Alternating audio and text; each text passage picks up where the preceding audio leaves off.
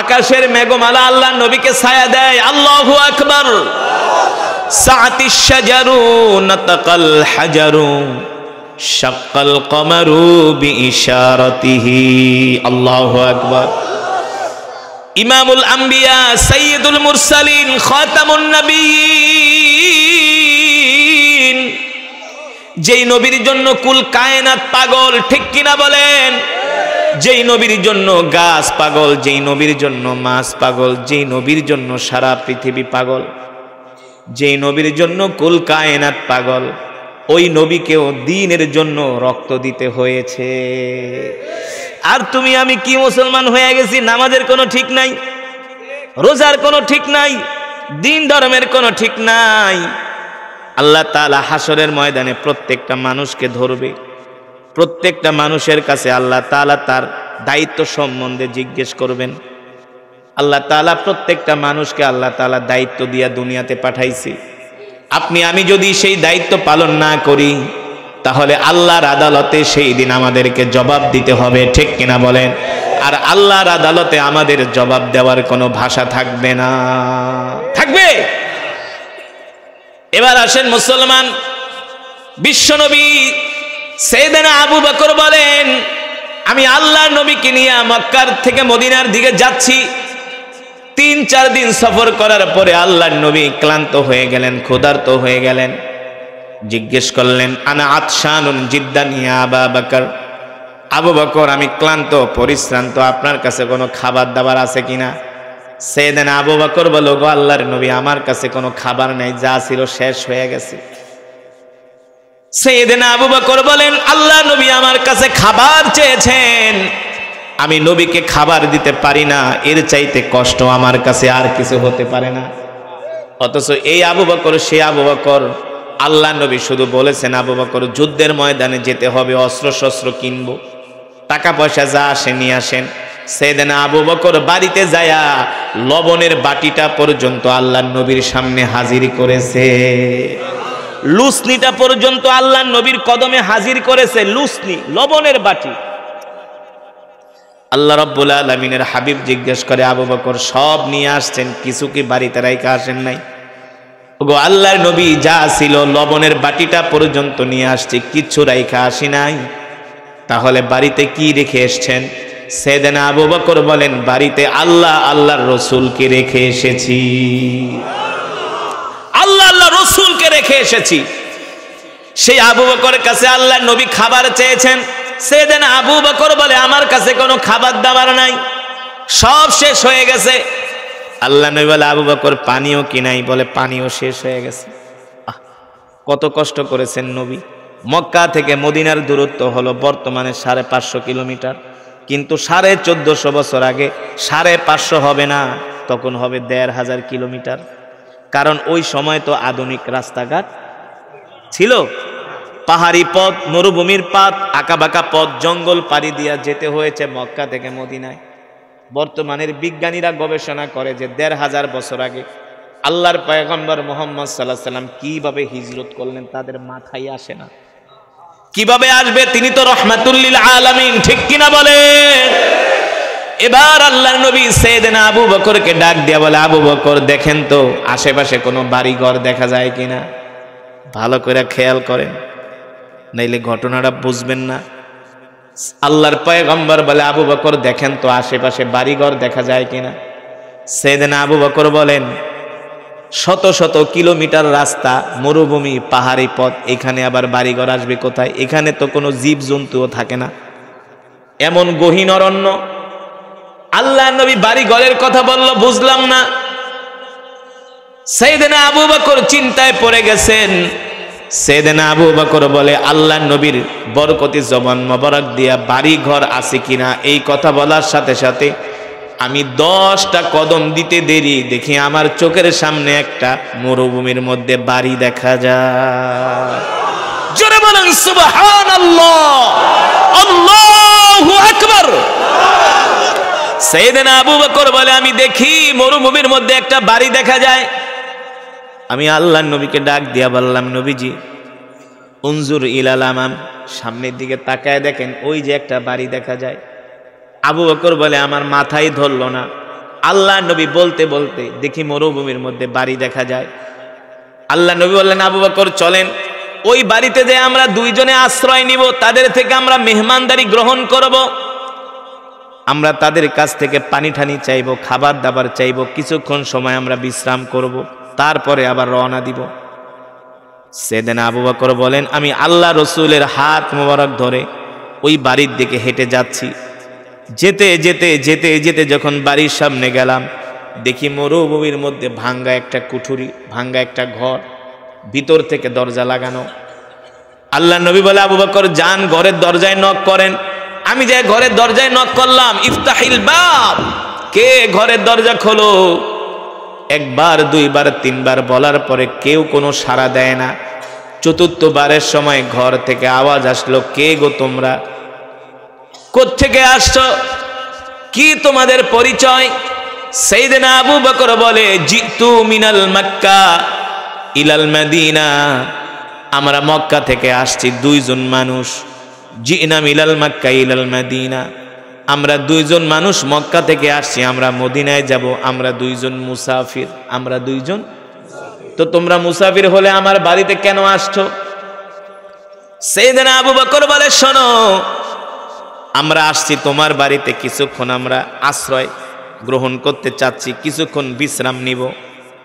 বলে, তোমরা বিশ্রাম নিবা ভালো কথা, আমার বাড়িতে তো আমার স্বামী নাই, আমি তো একা মহিলা ঘরের মধ্যে, আমার নাম হলো উম্মে মাবাদ, আমার স্বামীর নাম হলো আবু মাবাদ।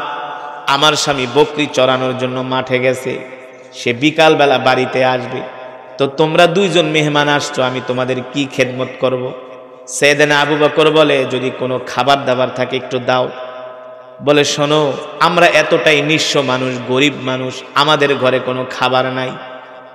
আমার স্বামী বকরি চড়ায়, সেই বকরি থেকে আমরা দুধ দোয়া দুইজন স্বামী স্ত্রী পান করি, আর গাছ থেকে কিছু খেজুর পেড়ে খেজুর খাই, এছাড়া আমাদের কাছে কোনো খাবার দাবার থাকে না। সাইয়েদনা আবু বকর বলে, যদি খাবার দাবার না থাকে তাহলে একটু পানি পর্যন্ত দাও। বলে, পানিও শেষ, পানিও। আল্লাহর নবী বলেন, আবু বকর খাবারও নাই পানিও নাই। বলে, না। হঠাৎ করে আল্লাহর নবী দেখেন উম্মে মাবাদের ঘরের সামনে একটা বকরি বাঁধা। কি বাঁধা? একটা বকরি বাঁধা। আল্লাহর নবী ডাক দিয়া বলেন, আবু বকর, আপনি উম্মে মাবাদ থেকে অনুমতি নেন, ওর ঘরে যেহেতু খাবারও নাই পানিও নাই, আমরা ওই বকরি থেকে একটু দুধ দোয়া দুইজনে তৃষ্ণা নিবারণ করি।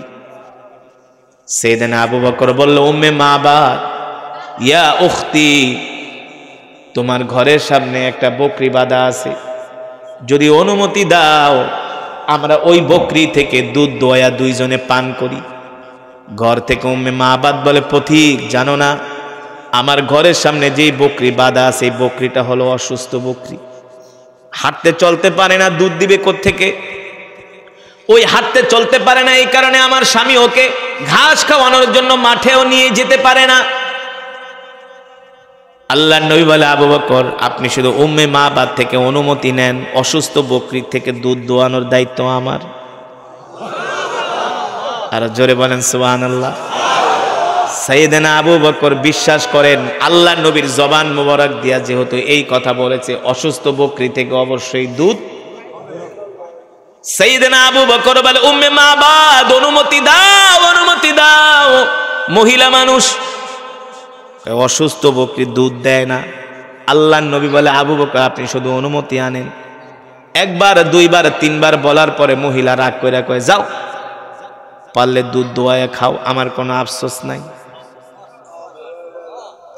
এবার আল্লাহর নবী বলে, আবু বকর, দুধ যে রাখবো পাত্র পাবো কোথায়? উম্মে মাবাদ থেকে একটা পাত্র চাই আনেন। আবু বকর বলেন, সাইয়েদনা আবু বকর বলে, উম্মে মাবাদ, একটা পাত্র দাও। উম্মে মাবাদ ঘর থেকে একটা সাগীর, একটা ছোট পাত্র দিছে। আল্লাহর নবী বলে, আবু বকর গো, এত ছোট পাত্রে হবে না, বড় পাত্র লাগবে। ওই মহিলা আরো রাগ করছে, কয়, তোমরা আমার সাথে মজা করো না? একে বলছি অসুস্থ বকরি, দুধ দেয় না, হাঁটতে পারে না, চলতে পারে না, দিছি ছোট পাত্র, বলে ছোট পাত্রে হবে না, বড় পাত্র লাগবে। বুঝলাম না, আমার কথা কি তোমরা বিশ্বাস করো না? সাইয়েদনা আবু বকর বলে, উম্মে মাবাদ, যেটা বলছি সেটা করো, বরফ একটা পাত্র দাও। এবার মহিলা রাগ কইরা বড় একটা পাত্র ঘরের থেকে কয় নাও, ঘরের থেকে দিয়া কয় দেখি তো আমার বাড়িতে কে দুইজন মেহমান আসছে, আমার দেখার তো দরকার আছে না। উম্মে মাবাদ বলে, ওয়াল্লাহি রব্বিল কাবা, রবের কাবার কসম খায়া বলি, আমি যখন ঘরের দরজাটা একটু ফাঁকা করে বাইরের দিকে তাকাইলাম, আমার চোখের নজর যায়া আল্লাহর নবী যুবক মুহাম্মদ সাল্লাল্লাহু আলাইহি সাল্লামের দিকে পড়ল। আমি তার দিকে তাকানোর সাথে সাথে আমি আমার আর চোখের নজর ফিরাইতে পারি না। আমি এক নজর আল্লাহর নবীর দিকে তাকায় আছি আর মনে মনে চিন্তা করি, এত সুন্দর আবার মানুষ হয় নাকি? আমি কাকে দেখলাম এত সুন্দর চেহারা? উম্মে মাবাদ বলে, আমি একবার আল্লাহর নবীর দিকে তাকাই আর দ্বিতীয়বার আমি পূর্ণিমার চাঁদের কথা মনে করি, দেখি কে সুন্দর। উম্মে মাবাদ বলে, আল্লাহর কসম করে বলি, চাঁদের চেয়েও যুবক মুহাম্মদ সুন্দর। উম্মে মাবাদ বলে, আমি যুবক মুহাম্মদ সাল্লাল্লাহু আলাইহি সাল্লামের চেহারার দিকে তাকায় আমি আর নজর ফিরাইতে পারি না। তার চুলগুলো এত সুন্দর, তার কথাগুলো এত সুন্দর, তার দাঁতগুলো, তার চেহারাটা এত সুন্দর। ও মুসলমান, আমার নবী যখন হাসি দিতেন, আল্লাহর নবীর চেহারা মোবারক, গালগুলো বেদেনার মতো লাল হয়ে যেত। বুঝেন নাই? আল্লাহর নবী এত সুন্দর ছিলেন। জীবনের প্রথম যেদিন মিশরে যাই, কায়রো থেকে যেদিন বিমানে উঠি, দুবাই থেকে যেদিন কায়রোর বিমানে উঠি, মিশরের মানুষ তো এমনি সুন্দর, জানেন? সব একের জিনিস। পুরুষরা তো সুন্দর, আর মেয়েদের কথা তো বাদই দিলাম। আপনাদেরকে জানার জন্য বলছি, এত সুন্দর কেন? পয়গম্বর ইউসুফ আলাইহিস সালাম ছিলেন পৃথিবীর সবচেয়ে সুন্দর, কিন্তু আল্লাহর নবীর চেয়ে সুন্দর।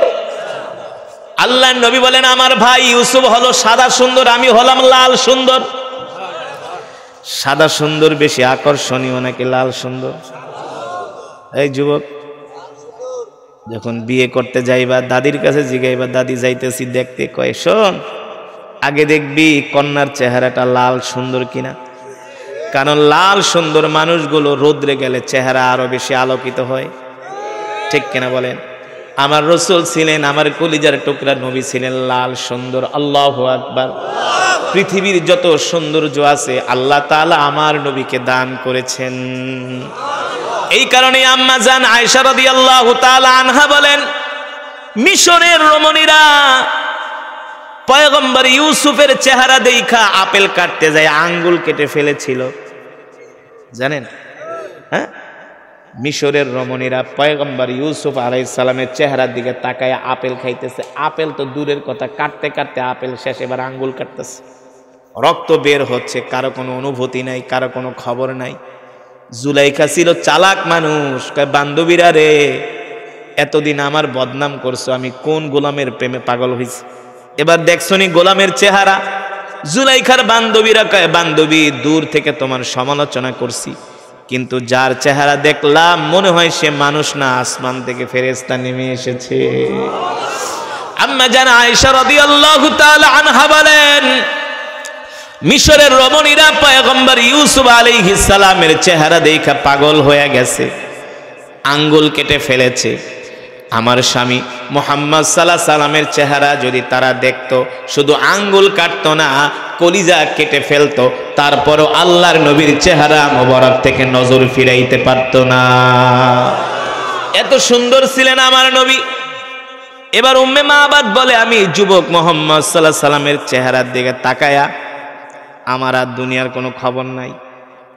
এখন আমি মনে মনে বলি, শুধু বকরির দুধ না পারলে বকরি জবাই করে খায়া ফেলাও, কারণ তোমার মতো এত সুন্দর মানুষ আমি আজ পর্যন্ত কোনোদিন।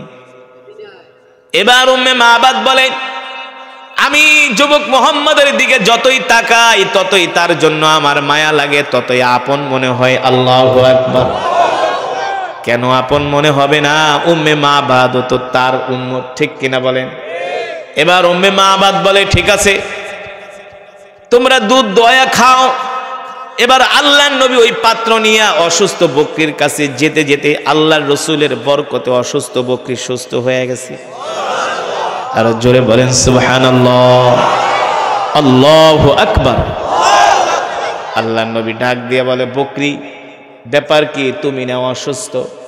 বকরি ডাক দিয়া বলে, আসসালামু আলাইকা ইয়া রাসূলুল্লাহ। আল্লাহ নবী বলে, বকরি সালাম দিলা কারণ কি? কয়েক সালাম কেন দিব না? আপনি কি মনে করছেন আপনাকে আমি চিনি নাই? আপনি শুধু মানুষের নবী না, আপনি আমারও নবী। ওগো নবীজি, আমি অসুস্থ ছিলাম, আপনাকে দেখার সাথে সাথে আমি সুস্থ হয়ে গেছি। আল্লাহ নবী ডাক দেয়, কাছে আসো। এবার বকরি আইসা আল্লাহ রসুলের কাছে তার মুখ দিয়া, আল্লাহ রসুলের কানের সামনে মুখ দিয়ে এবার কথা বলতেছে বকরি আল্লাহ নবীর সাথে। উম্মে মাবাদ বলে, আমি ঘর থেকে দেখতেছি বকরির চোখ দিয়া পানি বের হচ্ছে। বকরি আল্লাহ রসুলের কাছে মনের দুঃখ বলতেছেন, ওগো নবীজি, আমি অসুস্থ বকরি, এই কারণে আমার মালিক আমাকে ঘাস খাওয়ায় না, মাঠে নেয় না, আমি বাচ্চা দিতে পারি না, দুধ দিতে পারি না, এই কারণে আমাকে আদর করে না। আপনি আমার নবী, আপনাকে দেখার পরে আমি সুস্থ হয়ে গেছি। উম্মে মাবাদ বলে, আমি দেখতেছি যুবক মুহাম্মদের সাথে বকরি কথা বলতেছে। এবার আল্লাহ নবী ডাক দিয়ে বলে, বকরি, আমরা দুইজন ক্ষুধার্ত, মক্কা থেকে আসছি, মদিনায় যাব, তুমি যদি অনুমতি দাও তোমার থেকে একটু দুধ দোয়াই আমরা দুইজনে পান করব। এই কথা বলার সাথে সাথে বকরি তার দুই পা দুই দিকে দিয়া বলে, ওগো আল্লাহর নবী, আপনি আমার থেকে দুধ দহন করেন। আল্লাহ নবী বিসমিল্লাহ বইলা ওই দুধ বকরির ওলানের ভিতরে, বকরির স্তনের ভিতরে হাত দেওয়ার সাথে সাথে দুধে ভরপুর হয়ে গেছে। আমার নবী বরকতের নবী, দয়ার নবী, মায়ার নবী, ঠিক কিনা বলেন? আমার নবীকে আল্লাহ তাআলা বলেছেন, ওয়ামা আরসালনাকা ইল্লা রাহমাতাল লিল আলামিন। আল্লাহু আকবার। আল্লাহ নবীর বয়স তখন 12 বছর। কত বছর? চাচা আবু তালিবের সাথে ব্যবসা করার জন্য সিরিয়ায় যাচ্ছেন। কোথায়? যখন জর্দানের সীমান্তবর্তী এলাকায় গেলেন, আল্লাহ নবী একটু অসুস্থ হয়ে গেলেন। আল্লাহ নবী বললেন, ইয়া আম্মি আনা মারিয়াদুন জিদ্দান, চাচা গো, আমি অসুস্থ হয়ে গেছি, আমার ভালো লাগছে না, আপনি আমাকে একটু বিশ্রাম করান। চাচা আবু তালেব বলে, ভাতিজা, কোন জায়গায় তোমাকে বিশ্রাম করাবো? মরুভূমি, কোনো গাছ নাই, পালা নাই। আল্লাহ নবী বলে, চাচা, ওই যে একটা গাছ দেখা যায়। বলে, ভাতিজা, গাছ তো হলো মৃত গাছ। কি গাছ? ওই গাছ শুধু মৃত না, গাছের ডালপালাগুলো উলি পোকায় খেয়ে ফেলেছে। বুঝেন নাই? আল্লাহর পয়গম্বর বলে, চাচা, আপনি আমাকে ওই মৃত গাছের নিচে নিয়েই বসান। আল্লাহ রসুলকে চাচা আবু তালেব হাত ধইরা মৃত গাছের নিচে বসানোর সাথে সাথে মৃত গাছ জীবিত হয়ে গেছে। ওই গাছ আজও পর্যন্ত আছে। নাই? দেখছেন? ওই গাছকে বলা হয় সাহাবী গাছ। কিয়ামত পর্যন্ত ওই গাছ থাকবে। এটা হলো বিশ্ব নবীর মুজিজা, ঠিক কিনা বলেন? আল্লাহ রসুলের বরকতের কারণে মৃত গাছ সাথে সাথে জীবিত হয়ে আল্লাহ রসুলের মাথার উপরে ডালপালা গজায় দিছে। সেই গাছ আজও পর্যন্ত আছে। শুধু এখানে শেষ না রে যুবক। কোন নবীর উম্মত জীবনও তো কোনোদিন নবীজির জীবনী পড়লা না, কোনোদিন নবীজির সিরাতের কিতাব পড়লা না। কোন নবীর উম্মত? জীবনী পড়ো অমক বন্দ্যোপাধ্যায়, চট্টোপাধ্যায়, চ্যাটার্জি, ব্যানার্জি, রবীন্দ্রনাথের, যাদের চরিত্রের কোনো ঠিক নাই। কিন্তু বিশ্ব নবীর জীবনীটা যদি পড়তারে যুবক, তুমি যতই পাথরের মতো হৃদয় হোক না কেন, তোমার চোখ দিয়ে ঝরঝর করে পানি পড়ত। তুমি কোন নবীর উম্মত রে যুবক? তুমি জানো না? তোমার নবী হলেন রহমাতুল লিল আলামিন, ইমামুল আম্বিয়া, সকল নবীদের ইমাম, সাইয়্যিদুল মুরসালিন, সকল নবীদের সরদার, খাতামুন নবিয়্যিন, যে নবীর পরে আর কোন নবী আসবে না। আমরা সেই নবীর উম্মত। খুশি নাকি বেজার? বেজার। এবার আসো যুবক, আল্লাহ নবী ওই বকরির স্তনে হাত দিয়ে এবার দুধ কি করছেন? আমার নবী এমন নবী যে দুধও দোয়াইতে পারে। হ্যাঁ, আমার নবী একদিকে ছিলেন ব্যবসায়ী। কি ছিলেন? আমার নবী একদিকে ছিলেন ব্যবসায়ী, আর একদিকে আমার নবী সব কাজ করতেন। এমনকি আম্মা জান আয়েশাকেও খাবার দাবারের সময় সহযোগিতা করতেন না। আর আমরা তো ঘরওয়ালিকে কোনো হেল্প করতে চাই না। তোর কাম করে দেবো, তোর বিয়া করে আনছি না, তোর কাম তুই করবি না, না এটা রাসূলের চরিত্র না। আমার নবী একদিকে ছিলেন রাষ্ট্রপ্রধান, কথা কেন কি ছিলেন নাকি? আমার নবী ছিলেন একদিকে রাষ্ট্রপ্রধান, আর একদিকে ছিলেন যুদ্ধের ময়দানে বীর সেনানী, সেনা প্রধান, যুদ্ধের নেতৃত্ব দিয়েছেন। আর একদিকে ছিলেন সবচেয়ে বড় বিজনেসম্যান, সবচেয়ে বড় ব্যবসায়ী। কি সবচেয়ে বড় ব্যবসায়ী? মোল্লাদের গায়ে লাগে না, না মনে করে হুজুরা কিছুই জানে না, আলেমরা সব জানে। এই দেশের নেতৃত্ব আলেমদের হাতে তুলে দাও, রাষ্ট্রের চেহারা পাল্টে যাবে। আমরা দেশ চালাবো কোরআন দিয়া, ঠিক কিনা বলেন? আমেরিকার থিওরিতে আমরা দেশ পরিচালনা করব না, ব্রিটিশের আইনে দেশ পরিচালনা হবে না, দেশ পরিচালনা হবে 250 কোটি মুসলমানের সংবিধান, আল্লাহর কোরআন দিয়া। চুরি কিভাবে করবা?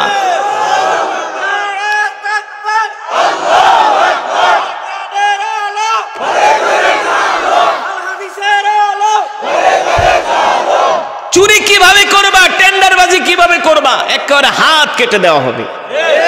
হ্যাঁ, বাজেট যদি হয় 5 ছোটবেলায় কি আপনার বসন্ত হয়েছিল নাকি? আপনার কি কুষ্ঠরোগ হয়েছিল নাকি? আল্লাহর নবী বলে, আয়েশা তুমি এটা কি বললা? আমার কুষ্ঠরোগ হবে, আমার বসন্ত হবে? আমি আল্লাহর পয়গম্বর রাহমাতুল লিল আলামিন, আমার শরীরের মধ্যে আল্লাহ মশা মাছি বসাকে হারাম করে দিয়েছে। আমার শরীরে মশা মাছি পর্যন্ত বসে না, আর আমার হবে কুষ্ঠরোগ। আম্মা জান আয়েশা বললেন, তাহলে আপনার শরীরে এত কিসের দাগ? আল্লাহর নবী বলে, আয়েশা আমি আজও পর্যন্ত সেই দিনগুলোর কথা ভুলতে পারি না। আম্মা জান আয়েশা বললেন, ওগো নবী কোন দিনের কথা? বলে, যেই দিন আমি কোরআনের দাওয়াত নিয়ে তায়েফের ময়দানে গিয়েছিলাম, তায়েফের মানুষগুলো আমাকে 5 কিলোমিটার রাস্তা দৌড়াইছে আর পাগলের মতো পাথর মারছে, আমার শরীরকে রক্তাক্ত করেছে। ও যুবক, ও মুসলমান, আল্লাহর নবীর এত কষ্ট, এত কোরবানি, এত ত্যাগ একমাত্র আল্লাহর জমিনে দিন কায়েমের জন্য, ঠিক কিনা বলেন? শেষ পর্যন্ত আল্লাহ তাআলা তার হাবিবকে বললেন, নবী আপনি আর মক্কায় থাকবেন না, এবার আপনি মক্কা থেকে হিজরত করে মদিনায় যান। আল্লাহর নবী যখন মক্কা থেকে হিজরত করে সাইয়েদনা আবু বকরকে সহ যখন মদিনার দিকে রওনা হলেন, আল্লাহর নবী মক্কা থেকে 2-3 কিলোমিটার দূরে যায় বারবার বাইতুল্লাহর দিকে তাকান, আর আল্লাহর নবী কান্না করেন।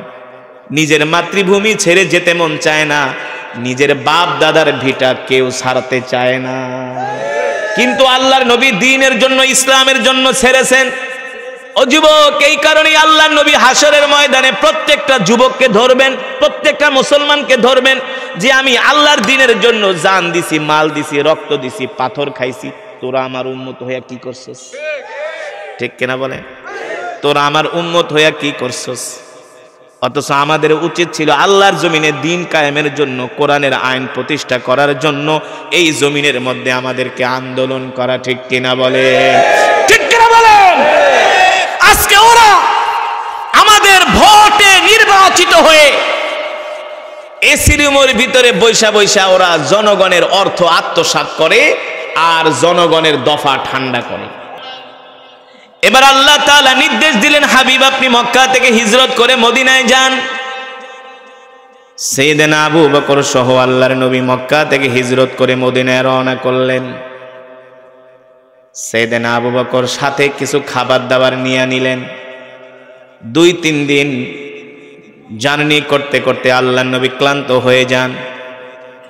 সাইয়েদনা আবু বকর বলেন, আমি দেখি আল্লাহর নবী রাহমাতুল লিল আলামিন ওই মরুভূমির রাস্তা, পাহাড়ি রাস্তা, পাথরের রাস্তা পার হয়ে হয়ে যাচ্ছেন। আল্লাহর নবী পাথরগুলোর উপরে পাড়া দিচ্ছেন, আর পাথরগুলো তুলার মতো নরম হয়ে যাচ্ছে। শুধু পাথরগুলো তুলার মতো নরম হয় না, পাথরগুলো আল্লাহর নবীকে সালাম দেয়, আসসালামু আলাইকা ইয়া রাসূলুল্লাহ। যুবক, যে নবীকে পাথর পর্যন্ত সালাম দেয়, আল্লাহ নবী ডাক দিয়া বলে, পাথর সালাম দিলা কারণ কি? পাথরগুলো বলে, গো আল্লাহর নবী, কেন সালাম দিব না? আপনি শুধু মানুষের নবী না, আপনি আমাদেরও নবী। আপনি কি মনে করছেন আমরা আপনাকে চিনি নাই? আল্লাহর নবী বলে, তাহলে পাথর তোমরা তুলার মতো কেন নরম হয়ে গেল আমার পায়ের নিচে পড়ার সাথে সাথে? বলে, আপনি হলেন রহমাতুল লিল আলামিন, আপনি শুধু মানুষের নবী না, আপনি আমাদেরও নবী। আপনি যদি শক্ত পাথরে পাড়া দেন তাহলে আপনার কষ্ট হবে। সুবহানাল্লাহ কইবেন না? এই কারণে আমরা পাথর তুলার মতো নরম হয়ে গিয়েছি। আল্লাহু আকবার।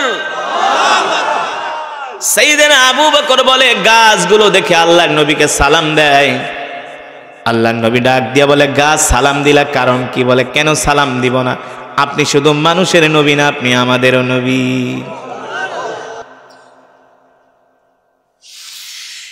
কাল্লা বাল তুকাযিবুনা বিদ্দীনি ওয়া ইন্না আলাইকুম লাহাফিযিনা কিরামান কাতিবিনা ইয়া'লামুনা মা তাফআলুন।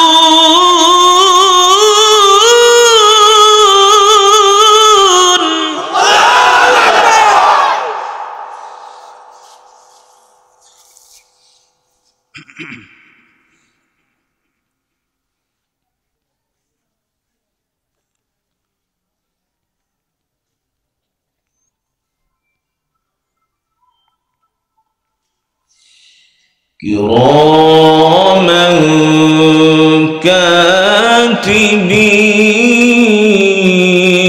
كاتبين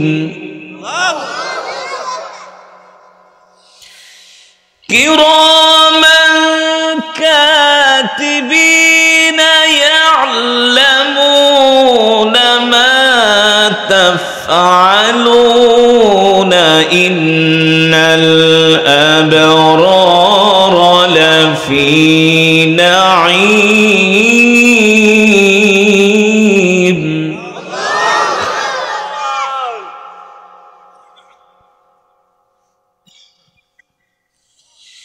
وإن الفجار لفي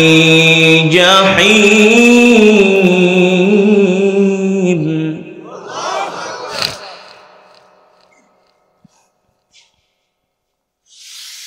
كراما كاتبين يعلمون ما تفعلون إن الأبرار لفي نعيم وإن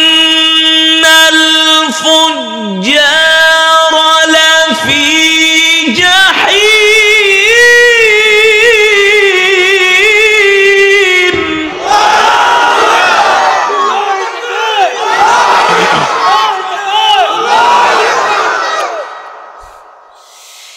إن الأبرار لفي نعيم وإن الفجار لفي جحيم.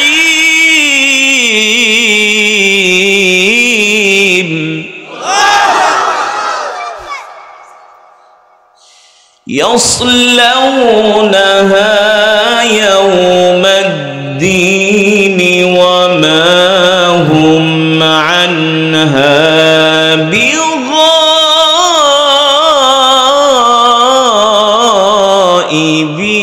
بغائبين.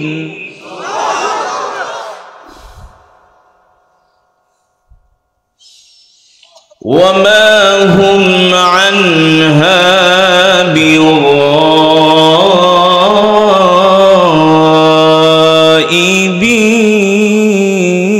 بغائبين.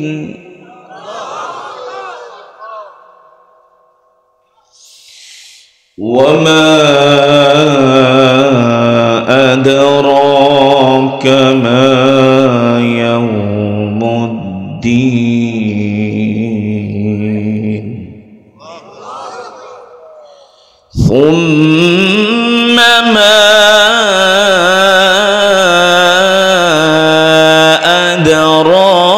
ما يوم الدين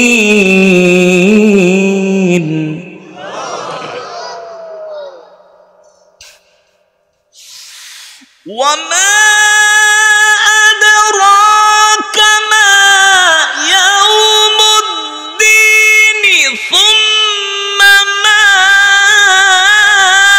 أدراك ما يوم الدين يوم لا تملك نفس لنفس شيئا والأمر يومئذ لله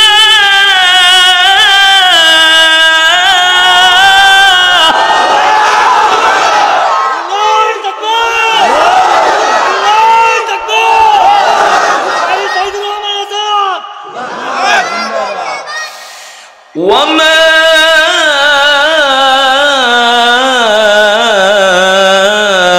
أدراك ما يوم الدين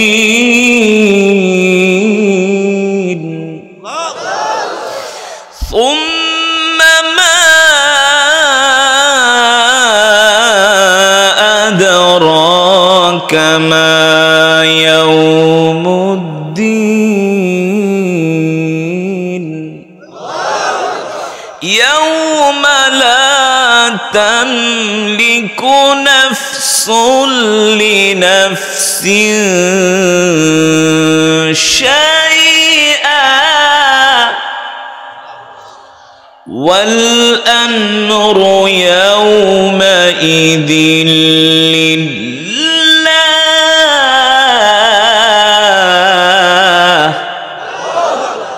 والأمر يومئذ لله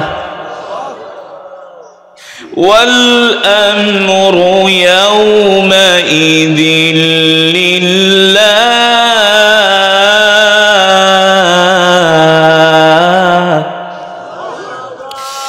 يوم لا تملك نفس لنفس شيئا والأمر يومئذ لله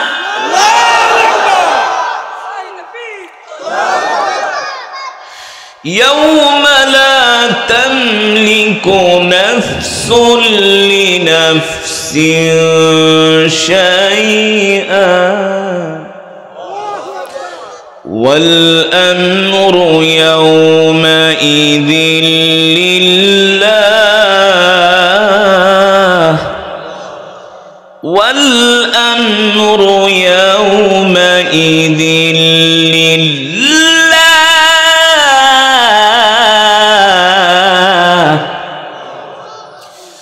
الله أكبر ولله الحمد بسم الله الرحمن الرحيم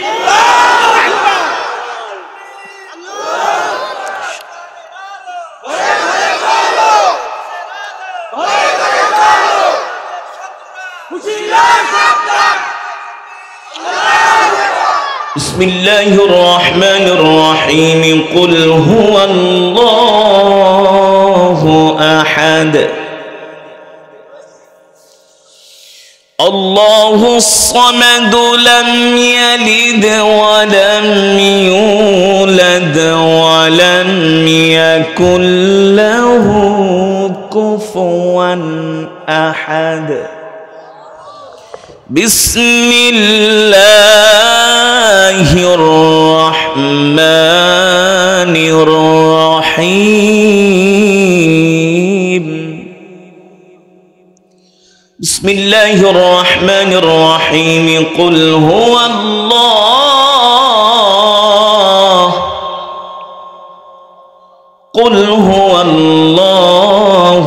أحد الله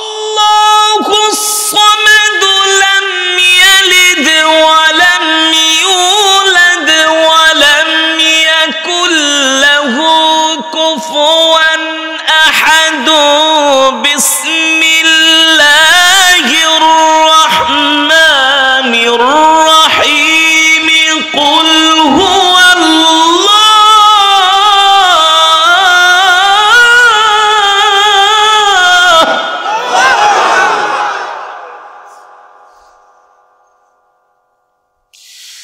قل هو الله أحد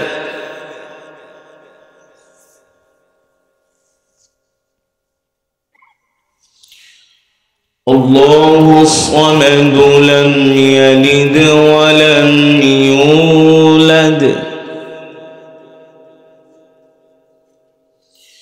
لم يلد ولم يولد ولم يكن له كفوا أحد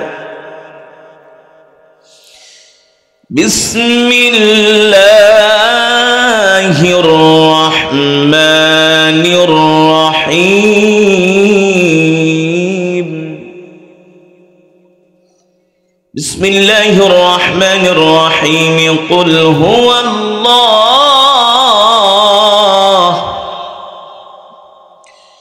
قل هو الله أحد الله الصمد لم يلد ولم يولد ولم يكن له كفوا أحد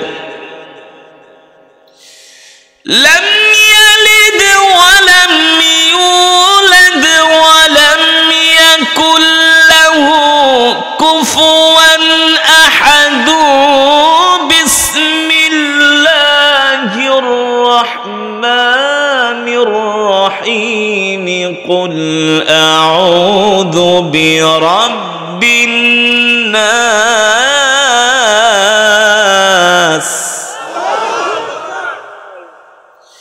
قل أعوذ برب الناس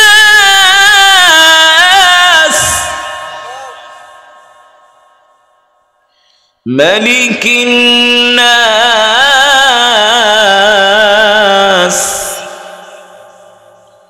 إله الناس من شر الوسواس الخناس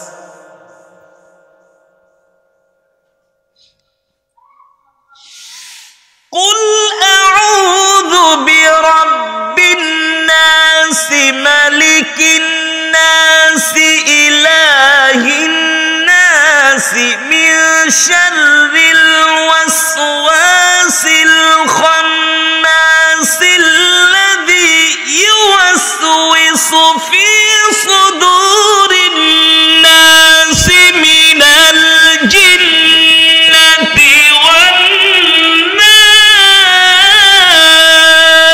والناس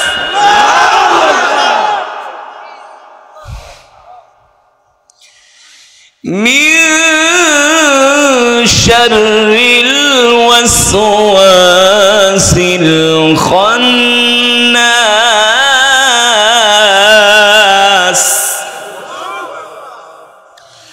الذي يوسوس في صدور الناس من الجنة والناس الذي يوسوس في صدور الناس من الجنة والناس صدق الله العلي العظيم আমরা সকলেই বলি আলহামদুলিল্লাহ আর ঈমানি আওয়াজ দিয়ে পড়ি আলহামদুলিল্লাহ ঈমানদার মুসলমান সমস্ত প্রশংসা কার জন্য আর জোরে বলুন কার জন্য একমাত্র মহান রব্বুল আলামিনের জন্য যিনি আমাদেরকে সৃষ্টি করেছেন। ঠিক কিনা বলেন? ইমানদার মাথায় লাগে, সাউন্ড হবে স্মুথ, চাপ দিব শুধু সাউন্ড বের হবে। এই যে জ্ঞান জ্ঞান শব্দ যাতে না হয়, স্পষ্ট সাউন্ড হবে, ক্লিয়ার। তো আল্লাহর বান্দারা, আমি কোরআন পড়ব, আপনারা আল্লাহ তাআলার প্রশংসা করবেন। আল্লাহু আকবার। কার প্রশংসা? প্রশংসা হবে কার? একমাত্র আল্লাহ তাআলা। আল্লাহ তাআলা আমাদের সকলকে তৌফিক দান করুন। আউযু বিল্লাহি মিনাশ শাইতানির রাজীম।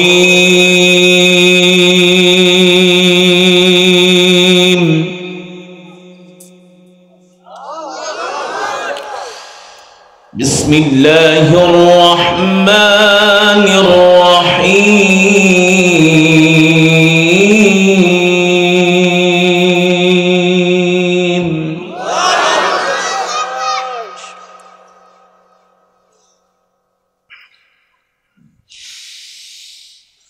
ইয়া আইয়ুহাল ইনসানু মা গররাকা বিরাব্বিকাল কারীম।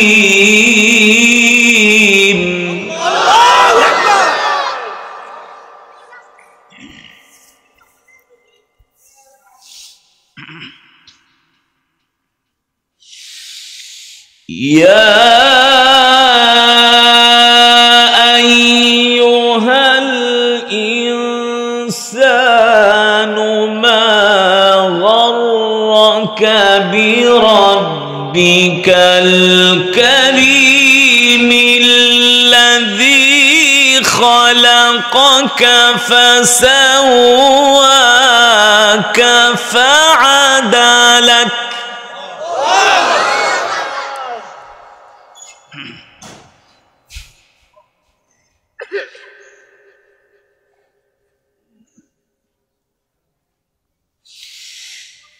في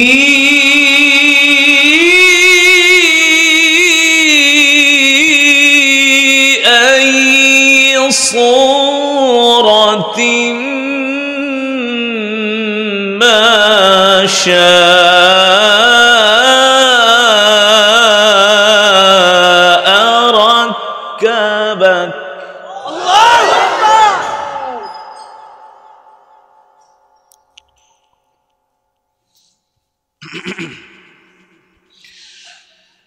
كلا بل تكذبون بالدين